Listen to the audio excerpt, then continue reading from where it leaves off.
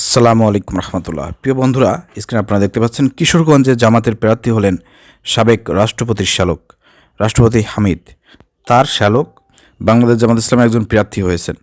এখন সাবেক আওয়ামী লীগের রাষ্ট্রপতির শ্যালক যদি জামাতের প্রার্থী হয়, তাহলে এই বিষয়টি কিন্তু একটা নেগেটিভ প্রক্রিয়া সারা বাংলাদেশের মধ্যে কিন্তু প্রভাব বিস্তার করে। তো আসলে বিষয়টা কি আমাদেরকে জানতে হবে, যে আসলে এই লোকটি জামাতের প্রার্থী কিনা, অথবা জামাতের লোক কিনা, জামাত করে কিনা। শুধুমাত্র কি আমরা ওই আপনার রাষ্ট্রপতি শ্যালক বলেই তাকে দোষারোপ করব, জামাতকে দোষারোপ করব, বিষয়টি এরকম না। আমাদেরকে পুরোপুরি বিষয়টি জানতে হবে যে আসলে ঘটনা কী ঘটেছে, আর কেন বাংলাদেশ জামাত ইসলামী এরকম একজন বিতর্কিত লোককে অথবা রাষ্ট্রপতি শ্যালককে দিল, যে আওয়ামী লীগ করতো। আওয়ামী লীগের একজন রাষ্ট্রপতি আব্দুল হামিদ, তার আবার শ্যালক, তাকে কেন জামাত ইসলামী প্রার্থী হিসেবে ঘোষণা করলো, এর কারণটা আমাদেরকে জানতে হবে। শুধু শুধু বিতর্ক করলে, সমালোচনা করলেই হবে না।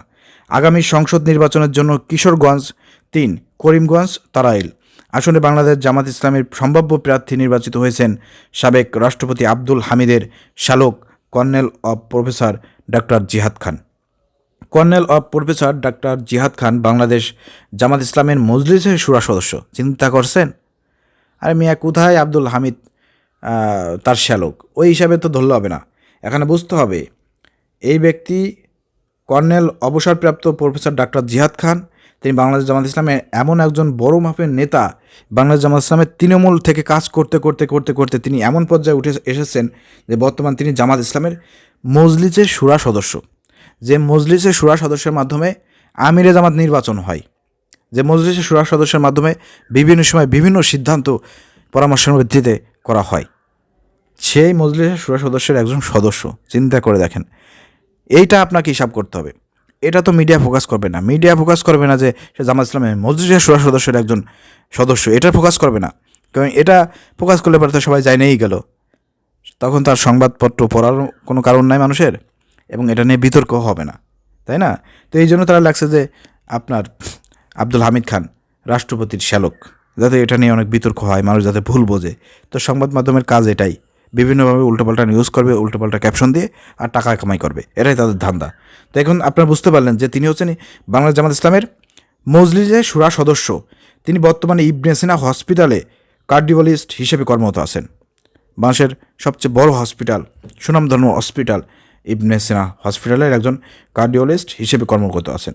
এর আগে তিনি সম্মিলিত সামরিক হাসপাতাল সিএমএইচ ঢাকা হাসপাতালের হৃদরোগ বিভাগের প্রধান হিসেবে দীর্ঘদিন কর্মরত ছিলেন।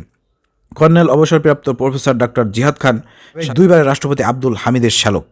তিনি কিশোরগঞ্জের করিমগঞ্জ উপজেলার জাফরাবাদের সন্তান। বাংলাদেশ জামাত ইসলামী মজলিস শুরা সদস্য ও কিশোরগঞ্জ জেলা জামাতের আমির অধ্যাপক মোহাম্মদ রমজান আলী কর্নেল অবসরপ্রাপ্ত প্রফেসর ডক্টর জিহাদ খানের প্রার্থিতার বিষয়টি নিশ্চিত করেছেন। তিনি জানান, আগামী সংসদ নির্বাচনের জন্য কিশোরগঞ্জ ৩, করিমগঞ্জ, তারাইল আসনে বাংলাদেশ জামাত ইসলামের সম্ভাব্য প্রার্থী হিসেবে কর্নেল অবসরপ্রাপ্ত প্রফেসর ডক্টর জিহাদ খানকে নির্বাচিত করা হয়েছে। উল্লেখ্য, এর আগে গত 1 ফেব্রুয়ারি কিশোরগঞ্জের অন্য 5টি সংসদীয় আসনের সম্ভাব্য প্রার্থী ঘোষণা করেছিল দলটি। কিশোরগঞ্জ 1 নম্বরে আছেন সদর হোসেনপুর আসনে অধ্যক্ষ মোসাদ্দেক আলী ভূঁইয়া। কিশোরগঞ্জের 2 কটিয়াদি পাকুয়ান্দি আসনে কটিয়াদি উপজেলা পরিষদের সাবেক ভাইস চেয়ারম্যান শফিকুল ইসলাম মোড়ল। কিশোরগঞ্জ 4 নম্বরে আছেন ইটনা মিঠাইন ও অষ্টগ্রাম আসনে ছাত্র শিবিরের সাবেক কেন্দ্রীয় ছাত্র কল্যাণ সম্পাদক ঢাকা জজ কোর্টের আইনজীবী অ্যাডভোকেট শেখ মোহাম্মদ রোকন রেজা।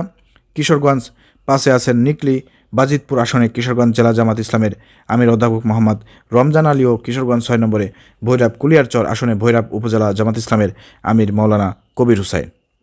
তো প্রিয় দর্শক, আপনাদের কাছে বিষয়টি স্পষ্ট হলো যে রাষ্ট্রপতি শ্যালক হোক, যাই হোক, তিনি বাংলাদেশ জামাত ইসলামের একজন মজলিসে শুরার একজন সদস্য, বড় মাপের একজন নেতা। বাংলাদেশের জামাত ইসলামের বড় বড় প্রতিষ্ঠানের গুরুত্বপূর্ণ দায়িত্বে তিনি আছেন।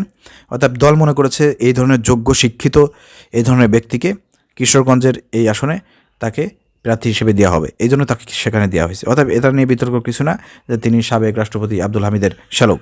এই বিষয়টা দেখার কোনো প্রশ্নই আসে না। বাংলাদেশ জামাত ইসলাম যে কোনো আওয়ামী লীগ পরিবারের লোকজনও করতে পারে, কারো ভাই, কারো বন্ধু, কারো শ্যালক, কারো চাচা, মামা, খালা, বিভিন্ন ধরনের আওয়ামী লীগের লোকজন থাকতে পারে। তাদের ছেলেমেয়েরাও জামাত ইসলাম করতে পারে। যোগ্যতা যদি থাকে, কেউ যদি জামাত করে, এটা তার বাংলাদেশের নাগরিক অধিকার। সে যে দল মতে বিশ্বাস করবে, যার যেটা ভালো লাগবে সে সেটা করবে। অতএব এখানে তার পিছনে কে আছে, তার মামাকে, তার খালাকে, তার শ্বশুরকে, কার কি এইগুলো দেখে হিসাব নিকাশ করা হবে না। এখানে দেখতে হবে যে তিনি বাংলাদেশ জামাত ইসলাম করেন কিনা, বাংলাদেশ জামাত ইসলামের বড় কোনো পদে আছেন কিনা, এবং বাংলাদেশ জামাত ইসলামের বড় কোনো দায়িত্ব পালন করতেছেন কিনা, এবং তিনি বাংলাদেশ জামাত ইসলামকে কতটুকু ধারণ করেন, চিন্তা চেতনা কতটুকু লালন করেন, এইগুলো হিসাব নিকাশ করে কিন্তু বাংলাদেশ জামাত ইসলামে তাদের প্রার্থী সিলেক্ট করেন। অতএব এখানে আব্দুল হামিদের শ্যালক হোক আর যাই হোক, এই হিসাবটা কিন্তু বাংলাদেশ জামাত ইসলাম করে নাই। তার যোগ্যতা, তার দক্ষতা এবং তার যে দলের প্রতি যে আনুগত্য, সব কিছু মিলাই কিন্তু তাকে প্রার্থী করা হয়েছে। আশা করি আপনারা বুঝতে পেরেছেন। ধন্যবাদ। আসসালামু আলাইকুম রহমতুল্লাহ।